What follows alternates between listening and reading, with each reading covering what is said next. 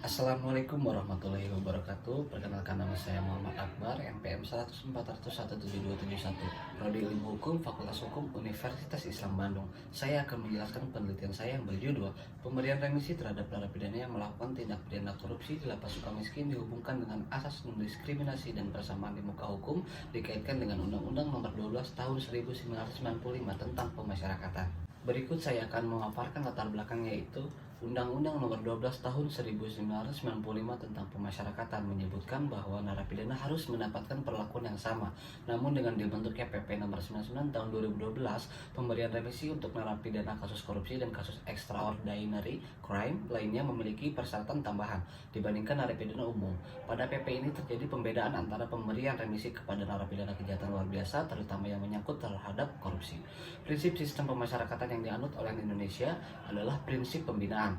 Pelaksanaannya, pembinaan narapidana oleh lembaga pemasyarakatan menganut asas persamaan perlakuan dan pelayanan, yang dalam penjelasannya memiliki arti yaitu pemberian perlakuan dan pelayanan yang sama kepada narapidana pemasyarakatan tanpa membeda-bedakan. Dalam penerapannya, narapidana korupsi hampir tidak dapat menerima remisi karena terdapat persyaratan bahwa narapidana korupsi harus menjadi justice collaborator atas kasusnya dan harus mendapatkan surat bahwa narapidana telah bekerja sama dengan penegak hukum untuk membantu membongkar perkara tindak pidana yang dilakukannya pada saat penyidikan.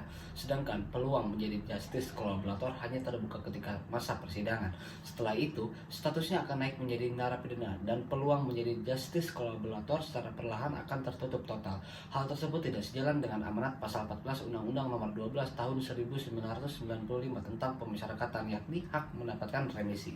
Berdasarkan latar belakang yang telah diuraikan, maka perumusan masalah dalam penelitian ini sebagai berikut. Yang pertama, apa akibat hukum terpidana korupsi dari penerapan pemberian remisi terhadap narapidana korupsi dengan asas non-diskriminasi dan persamaan di muka hukum?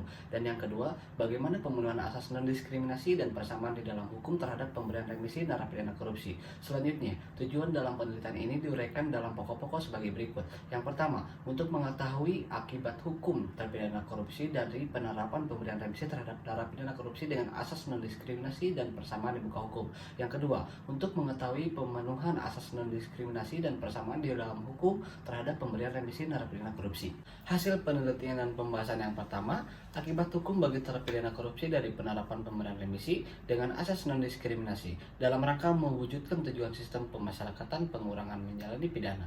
Remisi menunjukkan masalah yang perlu diperhatikan karena pengurangan menjalani masa hukuman tersebut pada satu sisi menyangkut hak manusia yang semestinya dijunjung tinggi agar tercipta keadilan bagi masyarakat. Karena walaupun status dari mereka itu sebagai narapidana yang sedang menjalani hukuman penjara di lembaga pemasyarakatan, tetap saja mereka masih merupakan warga negara Indonesia yang mempunyai hak asasi manusia yang harus dilindungi dan dihormati oleh negara. Ketika narapidana telah menunjukkan hasil perubahan perilaku menjadi baik, kepadanya diberikan beberapa hak yang bertujuan untuk mengurangi penderitaannya. Hasil penelitian dan pembahasan yang kedua, adanya pengetatan syarat maupun prosedur dalam pemberian remisi, yang mana syarat tersebut adalah kesediaan untuk bekerja sama dengan penegak hukum untuk membongkar perkara tindak pidana yang dilakukannya.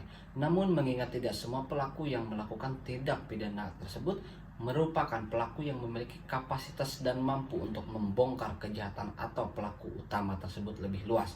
Kemudian tidaklah selalu tepat memenuhi syarat mampu bekerja sama dengan penegak hukum karena keterbatasan informasi dan peran mereka yang kecil dalam tindak pidana korupsi.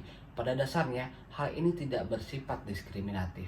Simpulan yang dapat diambil dari penelitian saya, akibat hukum terpidana korupsi dari penerapan pemberian remisi dengan asas non-diskriminasi merujuk pada Undang-Undang Nomor 12 Tahun 1995 bahwa narapidana harus mendapatkan perlakuan yang sama. Namun, setelah dibentuknya PP Nomor 99 Tahun 2012, pemberian remisi untuk narapidana kasus korupsi dan kasus extraordinary crime lain yang memiliki persyaratan tambahan dibandingkan narapidana umum. Pemenuhan asas non-diskriminasi dan persamaan di dalam hukum terhadap pemberian remisi narapidana korupsi belum dapat dikatakan terpenuhi. Terdapat adanya perbedaan antara persyaratan dan prosedur yang harus dipenuhi oleh narapidana kejahatan luar biasa dengan narapidana kejahatan biasa.